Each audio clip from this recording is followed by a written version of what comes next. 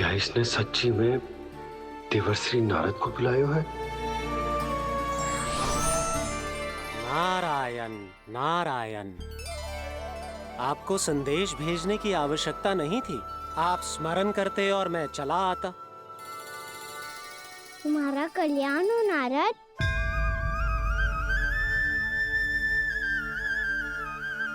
मैंने तुम्हें एक विशेष कार्य के लिए बुलाया है। आज्ञा दीजिए प्रभु।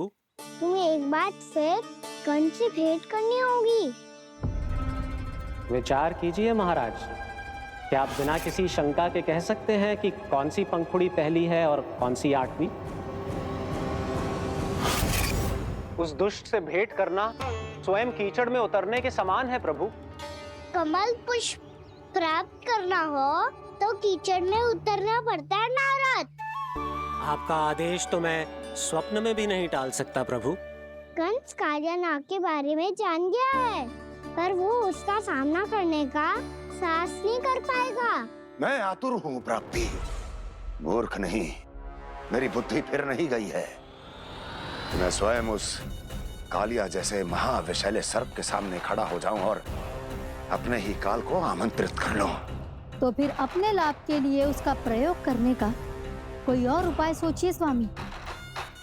कुछ ऐसा कीजिए कि यमुना नदी का पूरा जल विषैला हो जाए और वृंदावन वासी उसका उपयोग करे, और आपका काल कहलाने वाला वो बालक स्वयं काल के गाल में चला जाए। उत्तम उत्तम सुझाव है प्राप्ति। अब मुझे उस कालिया तक पहुंचने का मार्ग ढूंढना होगा। उसको विवश करने का कोई उपाय ढूंढना होगा, क्योंकि व्यक्तिगत रूप से उससे भेंट करना असंभव है। असंभव। आप सही कह रहे हैं प्रभु। कंस में उतना सामर्थ्य नहीं कि वो कालिया नाग का सामना स्वयं कर सके। वैसे तो कालिया गरुड़ देव का भी सम्मान नहीं करता, तो फिर वो कंस का सम्मान क्यों करेगा भला? नहीं करेगा, पर कंस तुम्हारा सम्मान अवश्य करेगा नारद। तुम्हारी बातें भी सुनेगा और मानेगा भी। ये मेरी योजना का बहुत ही महत्वपूर्ण भाग है। तुम कंस के पास जाओ और कहो कि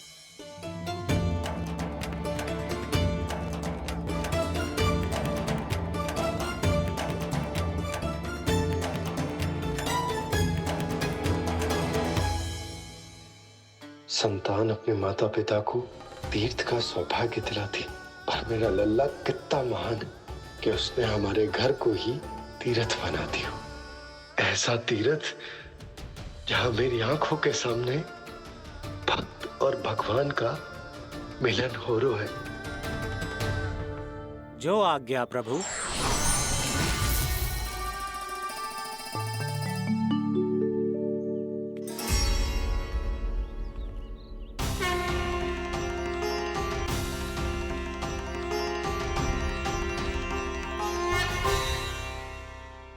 बाबा,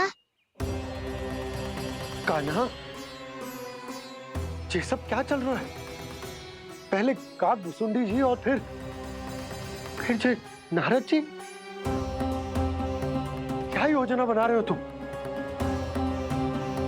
कान्हा, बताना लल्ला, क्या सोच रहे तू? कान्हा देख, अगर तुझे अपने बाबा को ना बताना हो ना, अपने भक्त को बता दे। क्या सोच रहे हो लल्ला? क्या करने वाले हो आप?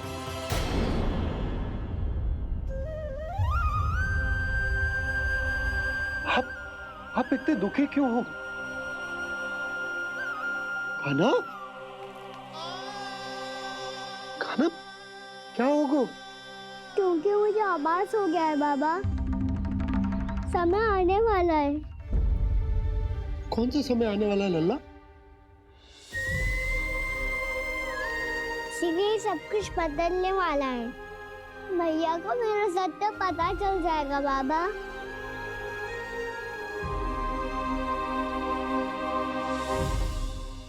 पर लल्ला, इसका काग भुसुंडी और कालिया नाग से क्या संबंध? ऐसा क्या हुआ था और क्या होने वाला है?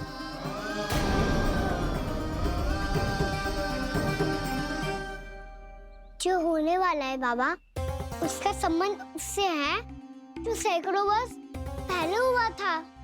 महर्षि भृगु के एक वंशज थे वेद शिरोमणि, जो विंध्याचल की पहाड़ियों में साधना कर रहे थे। तभी वहाँ अश्वशिरा नाम के एक दूसरे मुनि आमंत्रण के बिना ही आ गए।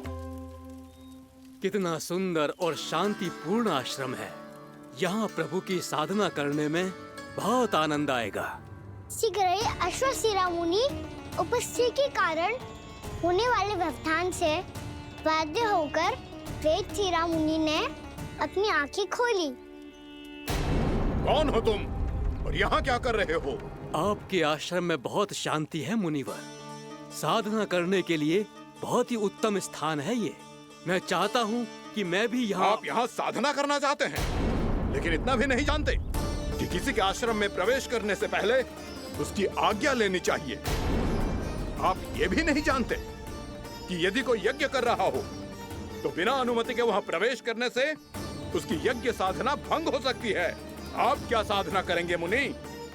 आप तो साधना के योग्य ही नहीं हैं। इतना अपमान! एक मुनि के मुख से इतने कड़वे शब्द शोभा नहीं देते। मैं तुम्हें श्राप देता हूँ, जितनी विषैली तुम्हारी जिह्वा है उतने ही विषैले सर्प बन जाओ तुम। और ऐसा सर्प जो सांस भी ले तो निकट का वातावरण दूषित हो जाए। तुम्हारे इस दुस्साहस के लिए मैं तुम्हें श्राप देता हूँ कि तुम अभी इसी क्षण कौवा बन जाओ, और ऐसा कौवा जो कांव कांव करके अनर्गल प्रलाप करता रहे।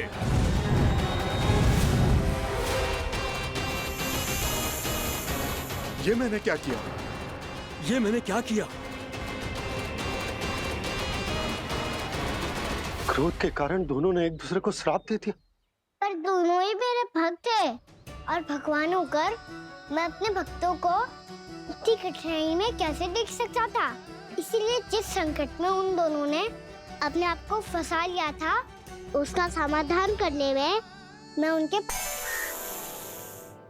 देखिए ना प्रभु, ये क्या हो गया हमसे? हमारी रक्षा कीजिए प्रभु, मार्ग दिखाइए हमें। क्रोध पर नियंत्रण ना होने के कारण आप दोनों ने एक दूसरे को बहुत ही भीषण संकट में डाल दिया है। आप दोनों ही तपस्वी, तप के बल से दिए गए आपके श्राप को लौटाना भी संभव नहीं है। प्रभु कोई तो उपाय होगा, हम आपके शरण में हैं प्रभु। अपराध तो हमसे हुआ है प्रभु, पर अब आपसे ही आशा है। कुछ ऐसा कीजिए भक्त वत्सल, जिससे हम दोनों के श्राप का प्रभाव कुछ कम हो जाए। आप दोनों ही मेरे भक्त हैं, इसलिए आपकी पीड़ा का निवारण करने का एक उपाय है मेरे पास। वेद शिरोमणि, जब आप कालिया नाग बनेंगे तो आपको मेरे चरणों को अपने शीश पर धारण करने का सौभाग्य मिलेगा।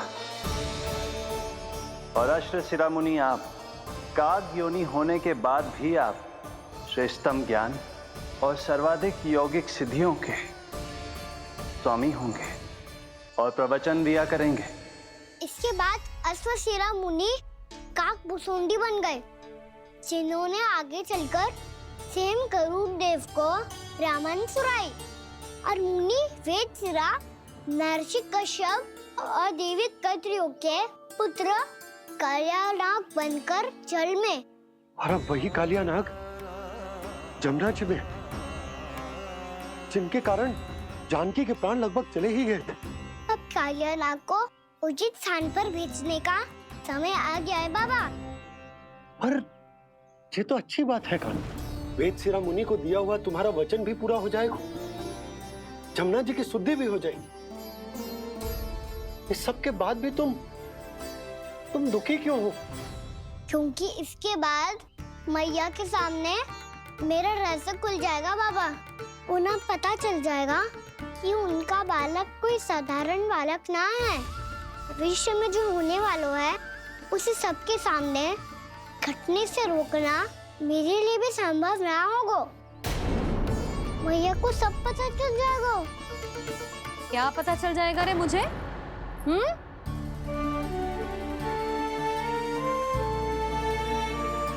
यही कि सबसे अधिक प्रेम मैं आपसे ही करता हूँ। अब बस भी कर। चलो, भोजन के लिए बुलाने आई थी तुम दोनों को। भूखा थोड़े ना रहने दूंगी अपने लल्ला को। मेरा लल्ला दुर्बल हो जाएगा ना। आप खिलाओगे तो ही खाऊंगा। हाँ ठीक है, मैं ही खिलाऊंगी। मैया खेलो ना मेरे साथ। मैया सुनो ना, मेरी बात ना मानोगी? अभी बहुत कार्य पड़े लल्ला। देख, जानकी को औषधि भी देने जानो है ना। औषधि मैं दे दूंगा, फिर तो खेलोगी ना आप मेरे साथ। पिछले कुछ दिनों से अपनी मैया का अधिक से अधिक प्रेम पाने का प्रयास करो है कान्हा। इसका तो एक ही अर्थ हो सकता है कि कछु बहुत बड़ो होने वालों है। कान्हा रुक जा लल्ला। कान्हा क्यों तंग कर रहा है? मैया को पहन लेना।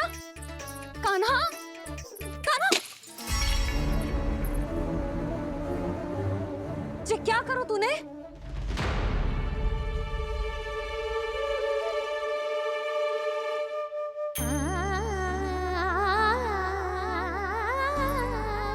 अच्छा ठीक है, अब मुंह लटकाने की आवश्यकता ना है। ये ले।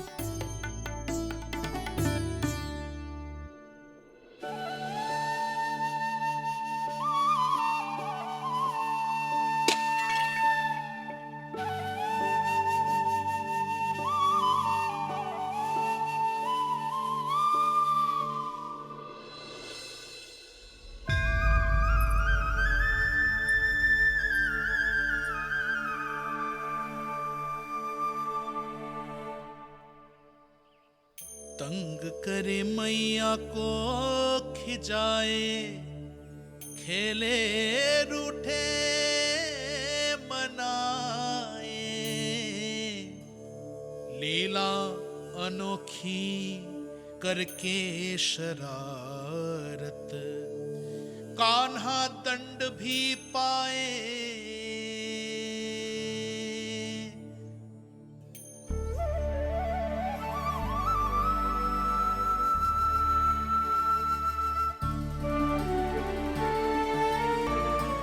रूठना मनाना, खेलना खिलाना, पहले शरारत करके क्रोध दिलाना और फिर क्षमा मांग लेना, ये सब जानबूझकर कर रहे है कान्हा। जैसे जीवन भर के लिए अपनी मैया की ममता को अपने हृदय में समेट कर रखना चाहते हो।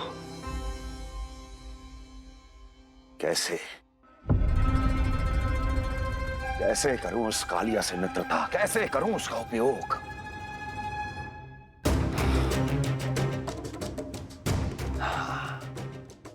उस पर आक्रमण कर देता हूं और उसे किसी ना किसी तरह से यह विश्वास दिला देता हूं कि यह आक्रमण उस विष्णु अवतार ने किया है। फिर वो क्रोध में आकर सारे वृंदावन वासियों को अपने विष से समाप्त कर देगा। उचित है, ये उचित है। नारायण हरि, नारायण हरि।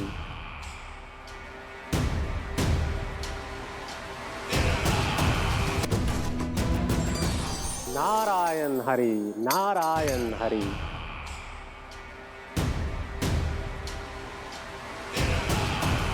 प्रणाम देवर्षि। किस योजना में कितना लाभ है और कितनी हानि, यह आंकलन करते करते थक गए होंगे मथुरा नरेश। देवर्षि, आज मेरा ध्यान कैसे आ गया आपको? आप तो सदैव ही मेरे ध्यान में रहते हैं महाराज कंस। सत्य तो यह है कि मथुरा में जो भी हो रहा है मुझसे छिपा हुआ नहीं है। मैं जानता हूं कि आप किसी भी असुर को वृंदावन क्यों ना भेजें, और वो असुर कितना भी शक्तिशाली क्यों ना हो, कृष्ण का सामना नहीं कर पाता। या तो पराजय स्वीकार करके आपके पास लौट आता है, या तो फिर वीर गति को प्राप्त हो जाता है।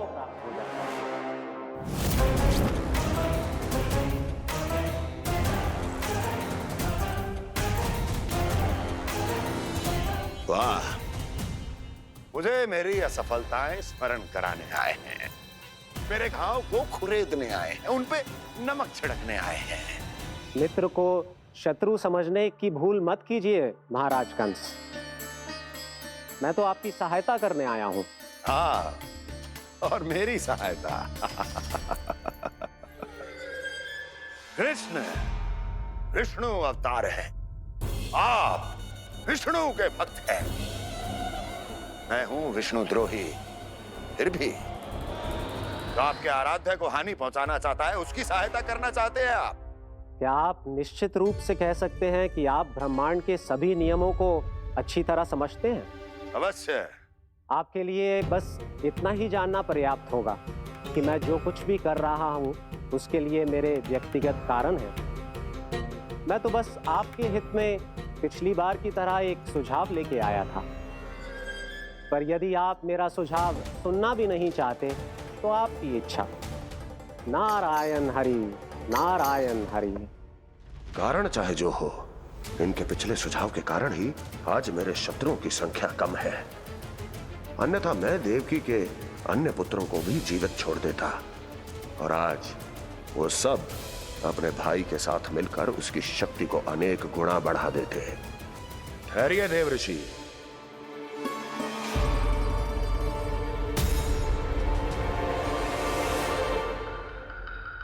बताइए, क्या सुझाव है आपके पास?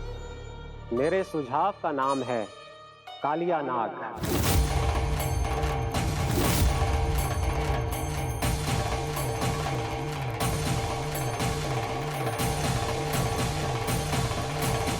उसके विषय में मैं जानता हूं देवर्षि। तो समस्या ये है कि मैं स्वयं उससे मिलने नहीं जा सकता, उससे भेंट नहीं कर सकता। उस कृष्ण की हत्या के लिए उसको वृंदावन जाने के लिए तैयार नहीं कर सकता। तो मत जाइए उसके सामने, और ना उसे भेजिए कृष्ण के सामने। हर बार आप किसी ना किसी असुर को अपने शत्रु के क्षेत्र में भेजते हैं, जहां शत्रु उसका सामना करने के लिए पूरी तरह से तैयार होता है और आपका असुर मारा जाता है। इस बार शत्रु को युद्ध स्थल चुनने का अवसर मत दीजिए महाराज। इस बार योजना का जाल ऐसे बुनिए कि कृष्ण स्वयं उसके पास जाने के लिए विवश हो जाए। कालिया नाग स्वयं काल है, मृत्यु का दूसरा नाम है। उसके विष का उपयोग अपने लाभ के लिए कीजिए महाराज। वैसे कालिया के विष की अधिकता का अनुमान तो होगा ही आपको।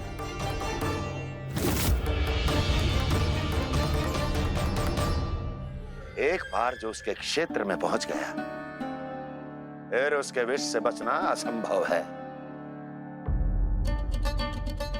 उचित सुझाव है देवर्षि, उचित सुझाव है। देवर्षि, उस छलिया विष्णु की भक्ति करते करते आप भी उसके रंग ढंग सीख गए हैं। उचित है। उचित है।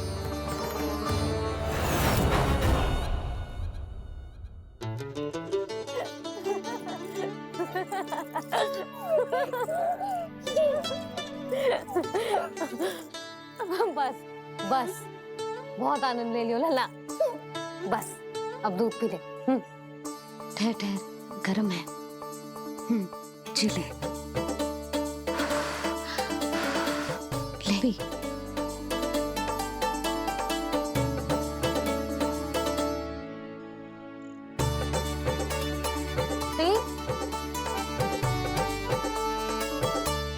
मैं ना होती तो ना जाने क्या हो तो तेरा। अपने आप दूध भी ना पी सकते है, भावला कहीं का। आपकी इस प्रेम के लिए तो मैं धरती पे आया हूँ मैया। मैं भी यही सोच रहा हूँ यशोदा कि तुम ना होती तो मेरा क्या होता। इसी बात पे थोड़ा दूध और कजू खाने को दे दो। अरे मैं तो भूल ही गई। तनिक ठहर जाओ जी, दूध पी लेना तो आपके लिए भी कछु ले आती हूँ।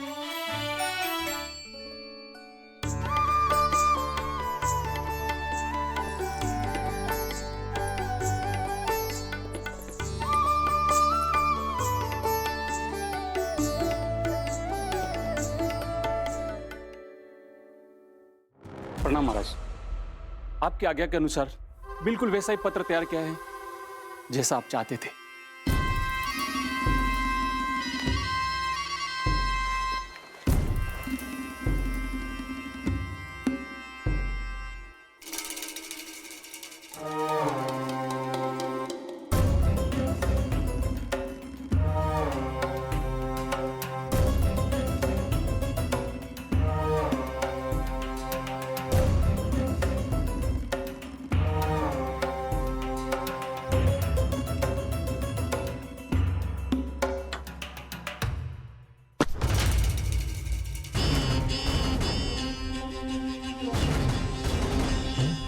कृष्ण जन्म से लेकर आज तक ये मेरी सबसे महत्वपूर्ण योजना है। इसका सफल होना निश्चित है दूत, किंतु केवल वही करना जैसा मैंने कहा है। जाओ।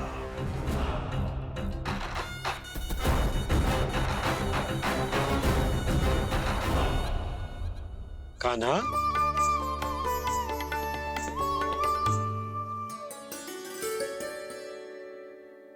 क्या होगा? बाबा, मैं चाहता हूँ कि मैया की स्वमता क्रिस्टल फ्रेम की वर्षा मुझ पे सरते ऐसे होते रहे। वो तो होती रहेगी लल्ला।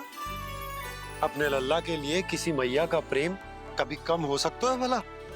नंदराज, वो मथुरा से एक दूत आयो है महाराज कंस का राजपत्र लेके।